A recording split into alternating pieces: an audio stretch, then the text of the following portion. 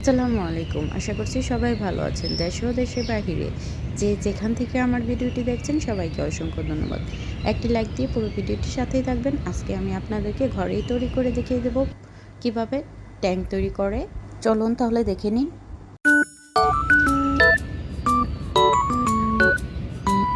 ঘরে থাকা অল্প কিছু উপকরণ দিয়ে এই ট্যাঙ্কটা তৈরি করে নিতে পারবেন কোনো রকম ঝামেলা ছাড়া। আমি মেজারমেন্ট কাপের 1 কাপ চিনি নিয়েছি আর নিয়েছি গ্লুকোজ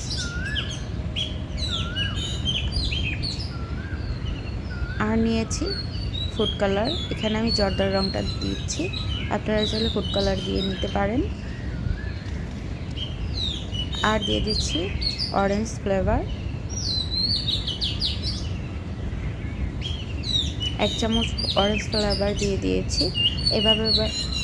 এভাবে করে কোনো রকম ঝামেলা ছাড়া তৈরি করে নিতে পারবেন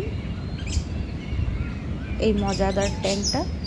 তো দেখতেই পাচ্ছেন কত সহজেই 2 মিনিটেই ট্যাঙ্কটা তৈরি করা হয়ে গিয়েছে। কোনো রকম ঝামেলা ছাড়া ঝটপট তৈরি করে নিতে পারবেন এই অসাধারণ ট্যাঙের রেসিপি। এই রমজানে বা গরমে তৈরি করে নিতে পারবেন এই ট্যাঙের সহজ রেসিপিটা।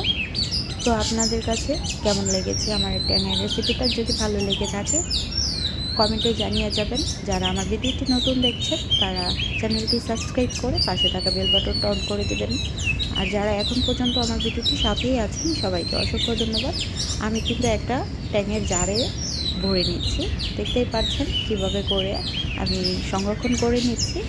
এভাবে করে কোনো রকম ঝামেলা ছাড়াই তৈরি করে নিতে পারবেন। 2 থেকে 3 মিনিটের মধ্যেই তৈরি করে নিতে পারবেন এই অসাধারণ ট্যাঙের রেসিপিটা। সামান্য কিছু উপকরণ থাকলেই ঘরে তৈরি করে নিতে পারবেন।